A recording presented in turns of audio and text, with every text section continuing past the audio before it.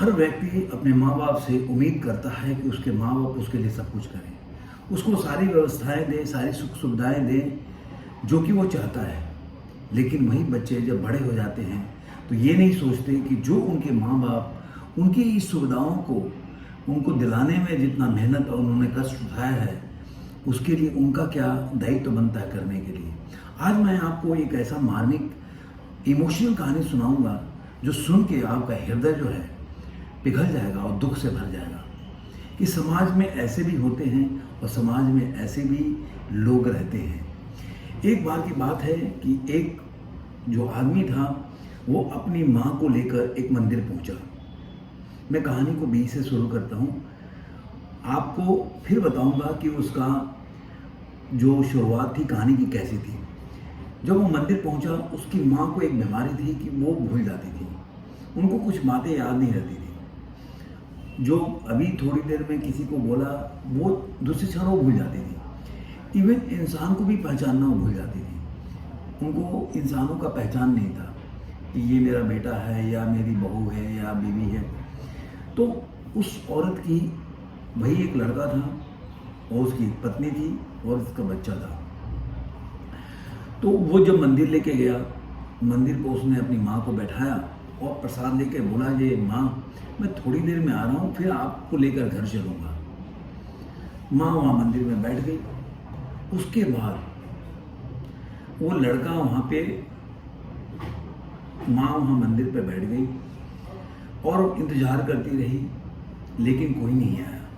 वो बच्चा उसको छोड़ के वहाँ से निकल पड़ा। उस व्यक्ति ने अपनी माँ को उस मंदिर पे छोड़ के और चला गया और लौट के नहीं आया। माँ वहीं पे बैठे बैठे इंतज़ार करती रही, लेकिन कोई नहीं आया। थोड़ी देर में जब मंदिर बंद करने का समय आ गया तो पुजारी ने बोला कि माता जी आप किसके साथ आए हैं। चूँकि जो औरत थी उनको पहचान की कमी थी, वो पहचान नहीं पा रही, उनकी याददाश्त कमज़ोर थी, उनको पता नहीं था कि कौन लेके आया और कैसे लेके आया। उन्होंने कुछ जवाब नहीं दिया। पुजारी पूछते रहे लेकिन उनका जवाब वैसे ही था। फिर उन्होंने बोला कि अच्छा ठीक है, आप पता बताइए, मैं आपको घर पहुंचा देता हूं। उस औरत ने बताने में असमर्थ पाया। तब पुजारी को कुछ न सूझा। उन्होंने फौरन पुलिस को इन्फॉर्म किया कि भाई एक बुजुर्ग महिला हमारे मंदिर पर सुबह से बैठी है और कोई इनको छोड़ के चला गया और कोई आया नहीं और उनको कोई पहचान भी नहीं है कि उनका घर कहाँ है, कौन छोड़ के गया, ऐसा कुछ याद भी नहीं है। पुलिस आई, पुलिस भी अपने तरीके से पूछती रही, लेकिन उस महिला का जवाब ऐसा ही था क्योंकि उनको पता ही नहीं था। फिर पुलिस ने सोशल मीडिया का सहारा लिया। सोशल मीडिया पे उनका पिक्चर जो है, इमेज है, वो पोस्ट किया और चारों तरफ घुमाया।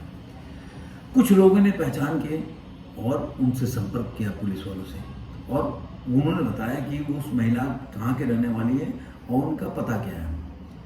जब पुलिस वालों को उसमें सफलता मिली उनकी पहचान ढूंढने में, तो फौरन लेके उस बुजुर्ग महिला को उसके घर पहुँचे। जब घर पहुँचे तो देखा कि एक बच्चा वहाँ घर में रो रहा है और उसकी माँ डांटे जा रही है और वहीं पे एक जवान व्यक्ति बैठा हुआ है। पुलिस अंदर घुसी और उसने जवान व्यक्ति जो उस बुजुर्ग महिला का बेटा था उसको बहुत डांटने लगा कि तुम अपनी माँ को क्यों छोड़ के आए, वहाँ पे मंदिर पे छोड़ के आए और ना उनको लेने गए, क्यों ऐसा क्यों किया।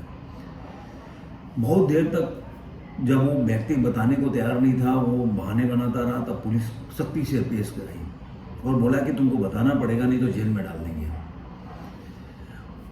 जब ये बात सुनकर वो व्यक्ति टूट पड़ा और उसने बोला कि मैं अपनी बीवी के कहने पे, चूँकि मैं जो संपत्ति इनके नाम था अपने नाम पे करवा लिया और मुझे लगा कि इनकी अब कोई ज़रूरत नहीं है, तो इनको याददाश्त भी इनका काम नहीं दे रहा था, तो मेरे लिए ये अच्छा बहाना था। और मैं उस मैं अपनी माँ को, मतलब बुजुर्ग महिला को लेकर मंदिर में छोड़ दिया कि वहाँ से वापस आ नहीं सकती, और मेरी बीवी जो हमेशा चिक चिक करती थी कि अपनी माँ को हटाओ, तो मैं इससे मुक्त भी हो जाऊंगा कि मेरे को अपनी बीवी की चिक चिक नहीं सुनना पड़ेगा। लेकिन जैसे ही जब बुजुर्ग महिला अंदर घुसी तो जो छोटा बच्चा रो रहा था, इसी दौरान वो दौड़ के अपने दादी दादी कह के और बुजुर्ग महिला के गले चिपट गया। दादी ने उसके पकड़ के रोने लगी, बच्चा भी रोने लगा। और उस समय उसकी जो बच्चे की माँ थी, उसके चेहरे पे शॉक था, क्योंकि वो ये नहीं समझ पा रही थी कि आखिर ये महिला, मतलब उसकी सास, कैसे घर का पता ढूंढ लिया और कैसे घर पे आ गई।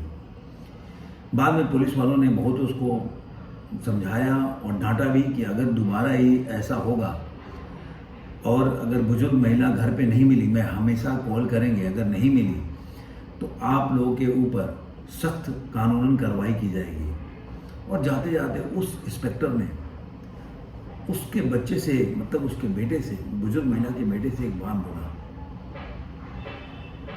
कि देखो बेटा, ये बहुत अच्छी बात है कि तुम्हारी माँ की याददाश्त कमज़ोर है, वरना इस तुम्हारे कृत्य को वो कैसे भुला पाती। ये तुम्हारे वरदान की बात है। ये बात उसके बेटे के दिलो दिमाग में चुभ गया, बहुत बिलख के रोने लगा। लेकिन क्या फ़ायदा कि जो गुनाह उसने किया था वो माफ़ी के लायक नहीं था। दोस्तों, आपने सुना होगा, एक माँ बाप मिलकर 4-6 बच्चों को पाल लेते हैं, लेकिन जब उन्हीं बच्चों का समय आता है तो वो मिलकर अपने माँ बाप को नहीं पाल पाते। वो बंटवारा करने लगते हैं कि 1 महीना तुम रखो, 1 महीना तुम रखो, आपस में। फिर उनके खाने की भी बंटवारा करने लगते हैं।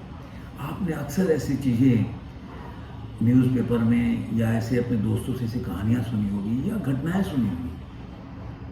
वो नहीं सोचते हैं कि समय का चक्र घूमेगा और एक दिन आप भी माता पिता बनोगे और आपके साथ भी ऐसा ही होगा, तो आपको कैसा लगेगा। धन्यवाद दोस्तों, मैं उम्मीद करता हूँ इससे आपको एक सबक मिली होगी कि सही में हमारे माँ बाप हमारे भगवान ही होते हैं, भगवान का रूप ही होते हैं। जितना जल्दी और जितना समय रहते आप इस बात को समझ जाएं, बाद में पछतावा नहीं होगा जब माँ बाप नहीं रहेंगे। धन्यवाद।